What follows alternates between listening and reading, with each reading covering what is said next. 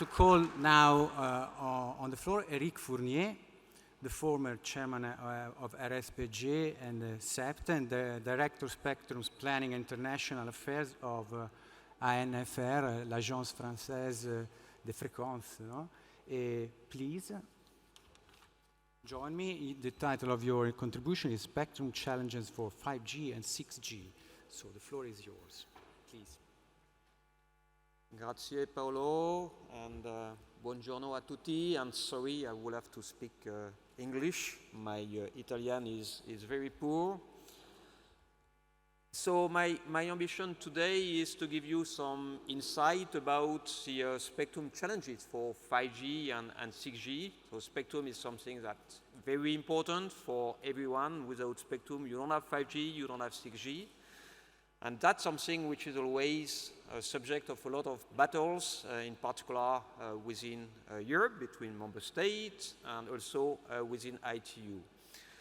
So for 5G, the spectrum was decided as early as 2016 in the RSPG opinion. RSPG is an EU body which is a radio spectrum policy group. And we have defined the primary band for 5G to be the 3.5 gigahertz. So that was the only primary band for 5G. And that was at the time in 2016 where a lot of countries, in particular United States, Korea, were more speaking about millimetric waves for 5G. And in Europe, we say, no, what is important for 5G is to have coverage and capacity. And that's why the 3.5 gigahertz was decided as the primary band for 5G. And now this band is becoming more or less harmonized worldwide. This is the 5G band. 26 gigahertz was defined by Europe as the pioneer band for hotspot to provide some additional capacity in certain areas. That was preferred to the United States or Korean 28 gigahertz because the 28 gigahertz is very important for satellite broadband connectivity. And this frequency band 26 gigahertz is now harmonized worldwide by ITU. 28 gigahertz is not harmonized at all.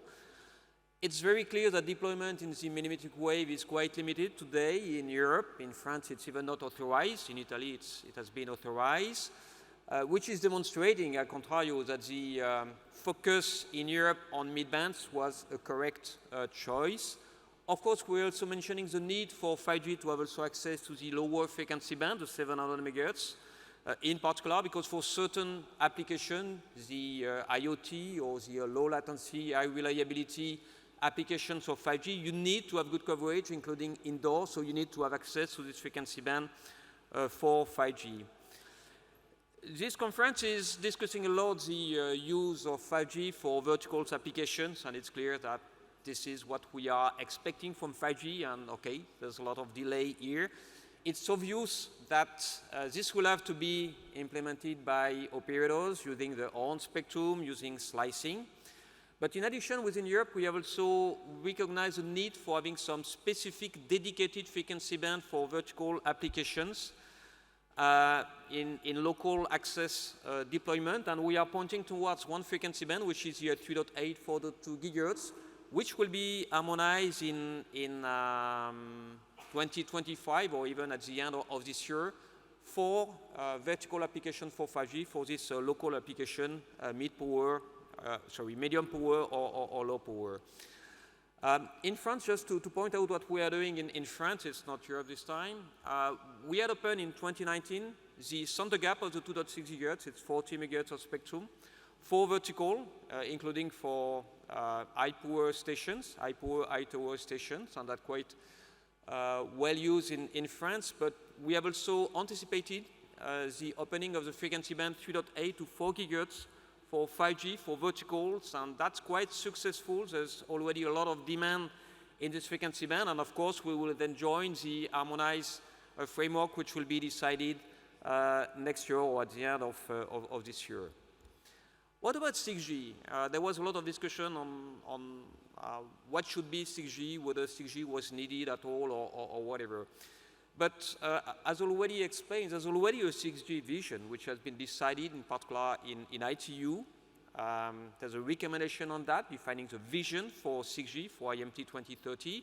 And this picture here is describing the 6 usage scenario for 6G for IMT 2030, which is the name in ITU for that.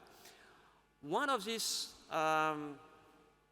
usage scenario will be for immersive communications, which is the kind of applications where you will need a very high capacity. For this kind of application, it's very clear, whatever you like or not this 6G description, you will need access to mid-band to something similar to 3.5 gigahertz. The difficulty that 3.5 gigahertz in 2030 will be heavily used by 5G, and all capacity will be used by operator for the existing 5G customers. So at the time where 6G will be launched in 2030, there will be a need for a new frequency band for 6G, enabling also coverage and capacity. And that's the biggest challenge that we are facing at the European level, to find the right frequency for that. WRC 23 has identified the upper 6 gigahertz for this kind of applications for IMT 2030, which will probably become the new 3.5 gigahertz, the equivalent of 3.5 gigahertz for 6G. And this remains the only possible frequency band in Europe for introducing 6G in mid-bands in 2030. It's something which is very important. And the difficulty we are facing in Europe is that there's a big battle, a big fight between the 6G community and the Wi-Fi community to access to this frequency band, with a lot of discussions on whether there could be some kind of sharing scenarios. And that's probably the biggest challenge that we're facing from spectrum manager side in Europe in 2025. Of course, 6G, that will be also the sub-terahertz spectrum. There's a lot of spectrum available. There's technical difficulty, because it's a kind of interleaved spectrum with Earth expression satellite service applications, which are very sensitive to interference. But there will be some technical solutions, no doubt about this. There will be also a need, like for 5G, to access to lower spectrum.